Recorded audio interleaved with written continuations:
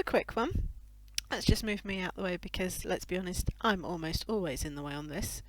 But did you know that with your different sections, at the bottom left-hand corner of the screen, there's a preview? All you have to do, and this will work whether you've got the compact navigation or if you've got the full navigation, they're both the same in this respect. When you hover over the icons, you might find that nothing much happens. That is until you get to the calendar.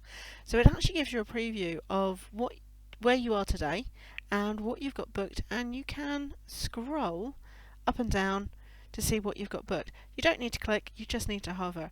Likewise for your contacts, if you've got people that you've favorited in your contact list, they appear here, but you'll see that we've also got a search, and then we've also got the task list. So again, if you've got a whole bunch of things in your tasks, you can see them, create a new task, search for them, etc. So really quick and easy.